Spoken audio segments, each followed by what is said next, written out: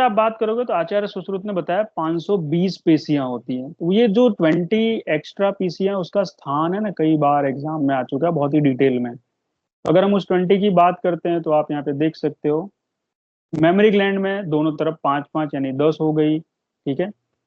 अपत्य पथ में 4, ये कई बार पूछा है। शुक्र आर्त प्रवेशनी पेशी 3 होती है, और गर्भ छिद्र पर 3। ये थोड़ा सा आप लोग याद रखना, ये दोनों ना ज्यादा इंपॉर्टेंट है, लास्ट की दो। ठीक है। इसको सभी को एकदम टिप ऑफ द टंग होना चाहिए कि भाई अपत्य पथ पर, सॉरी, शुक्र आर्तव प्रवेशनी पेशियां कितनी है, गर्भ छिद्र पर कितनी है, और अपत्य पथ में कितनी है, क्योंकि इस तरह मेमोरी ग्लैंड पे कितनी पेशियां होती है कई बार पूछा जा चुका है। इसके बाद नंबर इसी का आपसे ये जो पूछेगा। ठीक है। बाकी इसके बारे में मैं नहीं बात कर रहा हूँ।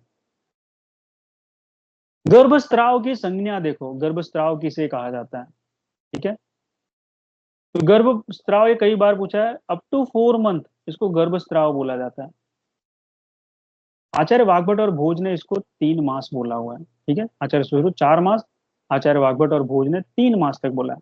आचार्य सुश्रुत कहते हैं कि 5वें से 6ठे मास तक अगर जो भी फर्टिलाइज्ड वहां पर सब चीज है, अगर वो बाहर निकल जा रही है, वाइबिलिटी नहीं है उसकी, तो 5वें 6ठे महीने में अगर ये हो रहा है तो इसको गर्भपात बोलेंगे। ठीक है। एबॉर्शन और मिसकैरेज में डिफरेंस पता है? दो टर्मिनोलॉजी यूज की जाती है भाई, अबॉर्शन हो गया और मिसकैरेज हो गया। You know the difference?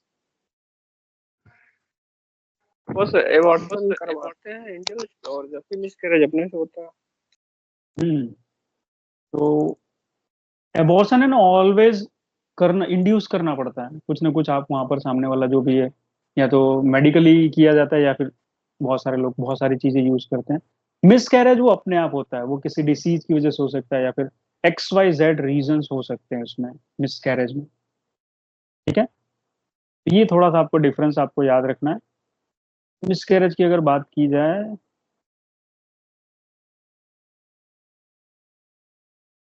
तो 20th वीक तक, 20वें हफ्ते तक अगर गर्भ बाहर निकल जा रहा है तो उसको हम क्या बोलते हैं? मिसकैरेज। आफ्टर दैट इसका कंसिडरेशन है ना, एबॉर्शन में किया जाता है। ये थोड़ा सा स्पेसिफाइड जो अभी तक दिया है, अगर ये अपडेट हुआ हो तो मुझे मालूम नहीं, लेकिन अभी तक ये था। कुछ अपडेटेशन है तो आप उसको उसके अकॉर्डिंग लिख सकते हो। ठीक है। नाड़ी रोग की बात करते हैं हम लोग आगे। तो नाड़ी रोग आचार्य सुश्रुत ने, यहाँ पर आप देख रहे हो कि 8 बताए हुए हैं, बराबर है। माधव और भाव प्रकाश ने 5 नाड़ी रोग की बात की हुई है। सूक्ष्म दोष की बात करोगे तो आचार्य सुश्रुत 18 है, इसमें 14 साध्य 4 असाध्य। इसका हमने एक कोड बनाया है, टीबी मामा असाध्य।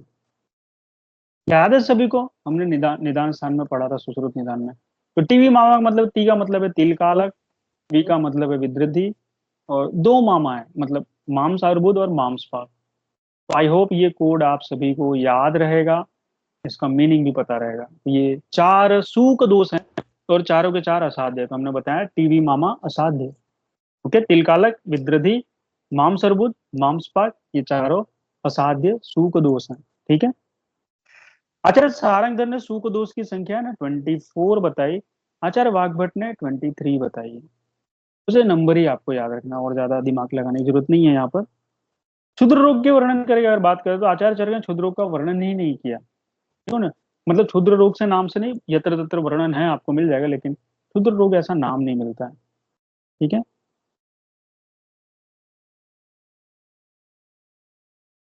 नीचे देख रहे हो आचार्य सुश्रुत 44, आचार्य माधव 43, आचार्य वाग्भट 36, और सारंगधर ने, ये सबसे ज्यादा इन्होंने को याद रखना, आचार्य सारंगधर ने 60 क्षुद्र रोगों की संख्या बताई हुई है। ठीक है। तो एक सीक्वेंस हमें जाना है, वाग्भट सबसे पहले, फिर माधव, फिर सुश्रुत, फिर सारंगधर।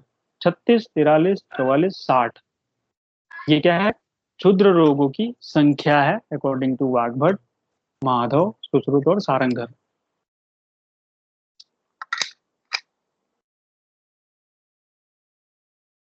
आगे चलते हैं।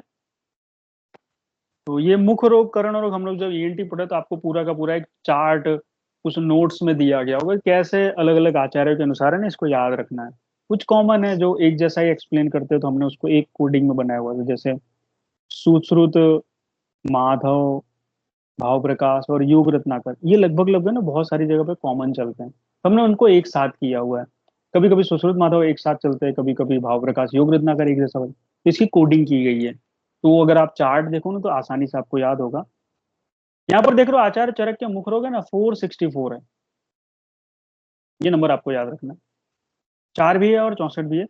आचार्य सुश्रुत और माधव, यहाँ पर माधव ने ही लिखा है, ठीक है।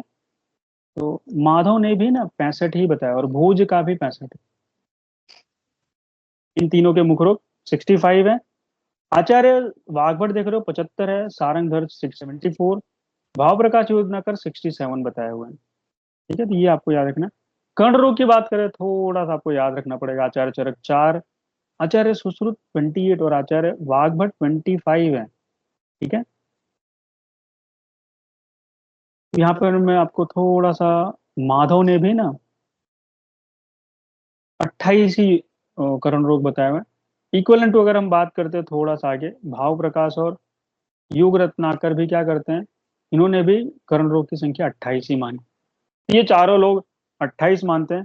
बचते हैं अपने एक सारंगधर, इन्होंने थोड़ा सा नया बताया है, इन्होंने बोला कर्ण रोग 18 होता है, और ये एग्जाम में आता है क्योंकि थोड़ा सा डिफरेंट नंबर है। चारों में अगर कंपैरिजन करोगे तो सबसे अलग ही इन्होंने वर्णन किया हुआ है। नासा रोग की बात करते हैं तो आचार्य चरक नासा रोग 4, सुश्रुत के 31, वाघभट 18 बताए गए। तो वाघभट और सारंगधर दोनों के नासा रोग 18 हैं। आचार्य माधव ने सुश्रुत को अगेन फॉलो किया। मैंने आपको बताया था कि भाई सब कहते हैं निदान में माधव श्रेष्ठ है, नहीं, माधव ने मोस्ट ऑफ जगह आचार्य सुश्रुत को ही कॉपी किया है, कुछ भी बेस्ट नहीं उनका, उन्होंने एक दो चैप्टर, वो भी उनके शिष्यों ने लिखा हुआ है, विजय रक्षित और जो अरुण दत्त है ना वहां पर, उन्होंने लिखे हुए हैं। सॉरी, विजय रक्षित है, अरुण दत्त नहीं है। तो इन लोगों ने वहां पर चैप्टर्स लिखे हुए हैं, तो वो थोड़ा सा ध्यान रखना है। योग रत्नाकर और भाव प्रकाश की अगर आप बात करते हो यहाँ पर, ठीक है, तो आप देख सकते हो यहाँ पर इन्होंने 34 नासा रोग बताए हुए। नेत्र रोग देख रहे हो आगे, आचार्य चरक 4 एंड 96, ये सबसे ज्यादा याद रखना है आपको, 4 एंड 96। नॉर्मली हमें 4 याद रहता है लेकिन 96 नहीं याद रहता मोस्ट ऑफ द टाइम। तो आचार्य चरक के अनुसार नेत्र रोग 4 भी हैं और 96 भी है। आचार्य सुश्रुत जैसा कि आप सभी जान रहे हो 76 नेत्र रोग बताए, हमने डिटेल में पूरा साल के पढ़ा। तो 52 7 57 बोलते हैं, 17 बोलते हैं हम लोग। 52 साध्य, 7 याप्य और असाध्य कितने, 17 नेत्रगत रोग क्या है, असाध्य। उसका बाकी सबका आपको क्लेरिफिकेशन पता है, कहाँ 10 10 13 16 25 है, वो सब नंबर उसकी डिटेलिंग में नहीं कर रहा हूँ। अगेन आप देख रहे हो आचार्य सारंगधर और वाघभट ने नेत्र रोग 94 माने, माधव 78 जाते हैं यहाँ पर, ठीक है। भाव प्रकाश और योग रत्नाकर भी माधव को ही फॉलो करते हैं, इन्होंने भी 78 ही नेत्र रोग बताए। अब मैं एक क्वेश्चन पूछता हूँ, पिल्ल रोगों का वर्णन कितने किया, यही सारे ऑप्शन आप मान लो, तो पिल्ल रोगों का वर्णन कौन करता है। भागवत ने सबसे बोला। पहले ये तो पूछूंगा, हाँ, बस भागवत ने किया। 18 पिल्ल रोग कहाँ की है, पहले ये बताओ पिल्ल रोग व्याधि कहाँ की है।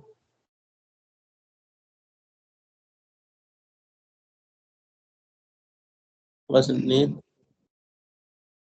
हाँ, नेत्रगत व्याधि है।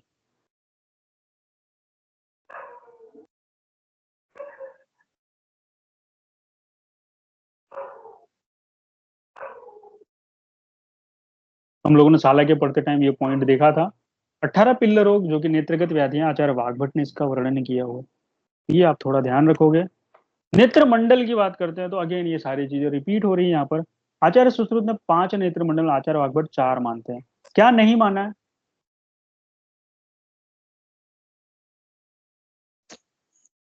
बस पश्चिम नहीं माना है, पश्चिम मंडल। हाँ, पक्ष्म मंडल को कंसीडर नहीं किया है।